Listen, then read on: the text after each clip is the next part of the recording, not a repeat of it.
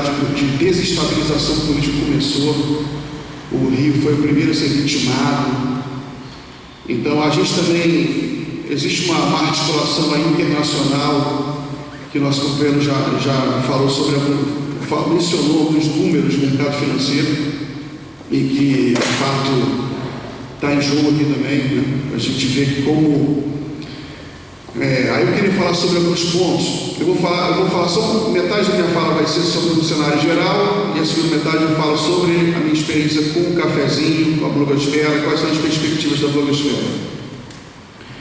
Então, só para complementar alguma coisa do cenário geral, nosso companheiro me falou, vocês sabem, por exemplo, ele mencionou as 6 famílias que dominam a mídia no Brasil, né? Depois ele até enriqueceu a fala, enfatizando o papel específico da Globo, né? Porque eu sou muito crítico dessa coisa de falar 6 famílias.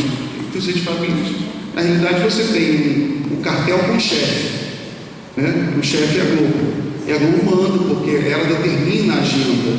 Então, os outros veículos, eles são obrigados a seguir mais ou menos a linha determinada pelo grupo hegemônico. E eles funcionam como cartel porque eles não fazem concorrência de assuntos entre si. Se a linha é aquela, todo mundo segue aquela mesma linha. É uma coisa quase militar.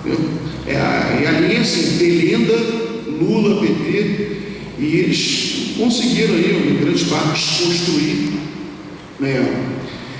desconstruir não só a esquerda, né? Desconstruíram a democracia brasileira. Mas enfim, a Globo ela tinha uma dívida de mais de 4 bilhões de reais em 2005 e ela conseguiu pagar essa dívida vendendo bônus no mercado internacional, e ela vendeu bônus no valor de 850 milhões de dólares. Isso inclusive está no site lá dos investidores da Globo. 850 milhões. Quem comprou essa dívida foram fundos internacionais, como o Brookfield, são os fundos que eles se agigantaram na grande crise financeira de 2008 nos Estados Unidos, que quebrou milhares e milhares de indústrias do mundo inteiro.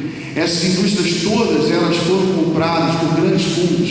Então, a concentração do capital nesse período é uma coisa assim incrível. Você tem fundos que têm mais movimento, mais dinheiro do que o PIB americano. E esses fundos, eles estão comprando a Petrobras e a Odebrecht. Já começaram a comprar já na crise de 2014. Então você tem um movimento aí que a gente ainda não definiu totalmente, mas tem muita gente ganhando dinheiro. Por exemplo, a JBS, hoje está aprovado, até começar a investigação. Antes de fazer a delação, e que praticamente derrubaria o governo Temer, eles compraram milhões de dólares. Porque essa informação estava em poder da Globo também. Então é evidente que a Globo ela também participou dessa especulação financeira criminosa, que é você tem acesso à informação privilegiada, você compra dólar, depois você sai a delação, você ganha. Isso aí você consegue ganhar com isso 2 bilhões de dólares. Ou seja, 6, 7 bilhões de reais. Os caras ganham isso em 24 horas. Os caras cometem um crime e que a Lava Jato, com seus excessos e exageros, fala que foram roubados em 10 anos. Você vê a capacidade das organizações criminosas de assaltar o patrimônio brasileiro. E então o cenário é dramático, porque tudo isso eles conseguem fazer tudo isso pelo controle da informação. A informação é estratégica. Eu não sei em que momento da história a esquerda brasileira esqueceu isso. É uma coisa que eu não consigo entender, porque a comunicação ela é o espaço onde a política se materializa. Sem comunicação não existe política. Então a esquerda ela faz campanha, se elege, mas ela esquece o principal, a comunicação. Como é que você vai se comunicar? Como é que você vai fazer as pessoas entenderem a realidade à sua volta sem a comunicação? A comunicação ela é mais importante do que a comida, porque a comunicação é o espírito, é o que a gente é. Então essa foi a grande falha, eu acho, nossa, do nosso processo, mas isso aí, são os erros que nos conduzem aos acertos futuros, né? Agora eu vou falar um pouco sobre a blogosfera. Eu sou Miguel Gonzalez, do Blog Cafezinho. A blogosfera tem crescido muito durante todo esse processo de crise política, de uma maneira que confirma a única coisa boa que existe nesse processo todo, que é a confirmação da dialética da história, né? Materialismo dialético. Quanto mais eles detonam o Brasil, desconstroem, mais eles criam uma contra-força na internet. A força que a gente tem na internet hoje, por exemplo, se a gente tivesse essa mesma força em 2005, só que a internet, a blogosfera não existe. A blogosfera, ela nasce em 2005, a blogosfera política, com o Mensalão. Ela nasce na direita, primeiramente, quando o Noblar, ele cria o primeiro blog político de grande repercussão no Brasil, mais ou menos em 2004. Quer dizer, já existia esse blog, só que em 2004, em que ele se torna notável, né? E ele é contratado rapidamente pelo Estadão e ganha muita força. Os deputados, os senadores, eles liam lá, assim, na Câmara dos Deputados, falavam, liam na hora. O Noblar, ele praticamente, deputado, pergunta isso, faz aquilo. E a comunicação começou a se politizar de uma forma muito rápida naquele processo. Eu tinha uma prima que trabalhava no Estadão, ela ficava horrorizada, ela me contava, Miguel, as minhas amigas, elas ficam ligando para o senador para chamar ele para reunião, que está precisando de uma reunião ali para acertar alguma coisa, um pedido de impeachment, uma coisa de CPI, que era a onda na época, né? Tem a CPI dos Correios, está faltando quórum. Os jornalistas atuavam como assessores dos parlamentares ali da direita. E a mídia começou a se politizar muito forte. Aí eu vi quando só que aí nasce a blogosfera na minha cabeça, né? Na minha história que eu conto para mim mesmo, ela nasceu. Você tinha o Observatório da Imprensa do Alberto Diniz. Só que o Diniz cometeu um erro estratégico. Naquele momento ali, o Observatório de Imprensa, para ser uma coisa que fizesse sentido histórico, ele tinha que ser de esquerda contra a mídia hegemônica. O Diniz, ele resolveu continuar na linha da Globo e dos grandes meios de comunicação. E estava fazendo uns artigos ali, moralistas e tudo, entrando naquela onda. Só que teve uma vez que ele escreveu um editorial e geralmente, por exemplo, o blog do Noblar, o Observatório da Imprensa, vocês tinham as caixas de comentários. A blogosfera nasce numa caixa de comentário do Observatório da Imprensa. E geralmente os comentários eram todos aquele chorume, né, que a gente fala, né, que fica só repetindo o que a mídia fala, só xingando todo mundo, aquela coisa antipolítica. Só que naquele dia, naquela caixa de comentários de um editorial do Alberto Diniz, fosse uma coisa diferente. Começaram a aparecer lá dezenas, centenas de comentários críticos, inteligentes, questionando o Alberto Diniz. Alberto Diniz, a coisa não é bem assim. Você tem algumas contradições na sua análise.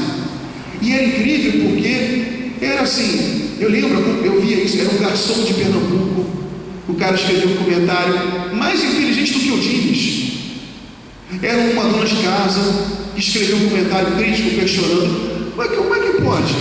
As pessoas comuns, elas estão ficando mais inteligentes do que os analistas. E aí começa, aí você desmonta, aí toda a grande imprensa começa, o seu status de porta-voz da inteligência nacional começa a ser questionado. Não, esses caras não são inteligentes, não são nada. Eles são, como inclusive uma moça, uma senhora que trabalhou no grande jornal falou recentemente, eles são escravos porque eles têm que aparecer, eles têm que fingir que são imparciais, mas têm que seguir a linha do patrão. Então, aí nasce Aí aparecem os blogs todos, né? E aparece a blogosfera. O cafezinho, eu tinha outro blog chamado Hora do Diabo, que eu criei em 2004, e em 2010 eu criei o cafezinho, e em 2013, com aquela onda toda de junho, né? Ainda sob análise contraditórias de muita gente, mas o fato é que em 2013 a audiência dos blogs, a audiência política, a comunidade de leitores explode. Cafezinho explode em 2013 e entra muito jovem. Os jovens estavam afastados da política por razões que eu não entendo, mas 2013 tem uma volta muito grande. E no processo de discussão do impeachment, você tem ainda, a gente vai para outro patamar. No dia, por exemplo, no dia 18 de abril, quando teve uma manifestação muito grande contra o golpe na Praça 15, eu lembro, eu até encontrei o Fernando Brito de Laço naquele dia, ele estava lá. O cafezinho teve 400 mil page views num dia só. O dia lá teve 600 mil num dia só, e a fanpage do cafezinho estava chegando ali a 11 milhões de pessoas por semana, e o Media Ninja também estava chegando a mais de 30 milhões por semana. Então a gente começa a ter muita audiência, que é aquela coisa da dialética, porque as pessoas elas percebem que a mídia não está falando a verdade. Na verdade, é saudável que você desconfie da grande mídia. Em sociedades avançadas entre parênteses, né? Você tem muito mais diversificação. Então a gente está num momento em que a gente tem poucas armas para lutar contra o golpe. Eu acho que a única arma que a gente tem é a informação. É uma arma gratuita, livre. Então a gente tem que usar essa arma. Essa arma está crescendo, porque o golpe, eles não conseguem oferecer nada concreto para o povo, eles não oferecem empregos, eles não oferecem uma proposta. Então a pauta do direito à comunicação, ela está ficando popular. A gente nunca conseguiu transformar essa pauta numa questão popular. Agora está popular. As nossas teses todas se confirmaram. O valor da mídia, o valor estratégico da questão da mídia, hoje em dia é visto como estratégico pelos movimentos sociais e pelos partidos, né? Espero que seja visto como prioritário, como tarefa número 1, porque você não consegue fazer nada. Você pode implantar um grande projeto de governo, mas sem comunicação você não sustenta, e você tem um golpe no mês seguinte. Então você tem que ter comunicação, porque pela comunicação você consegue mobilizar as pessoas. E a comunicação, a gente também tem que estudar a teoria da comunicação de uma maneira popular. E eu estou desenvolvendo a minha tese intuitiva popular também de comunicação. A comunicação, ela é uma emoção. A comunicação não é apenas um fato. Ela fala, não, teve um golpe. Não teve um golpe. Isso não é comunicação. Comunicação é você falar isso e a pessoa que ouviu se comover. Porque aí o circuito da comunicação foi completo. O circuito elétrico da comunicação, ele só é consumado quando ele desperta emoção. Então a gente tem que entender essa minha teoria popular, quer dizer, popular, minha teoria popular não, que a comunicação é uma emoção. Então termino por aqui e a gente continua o debate. Obrigado.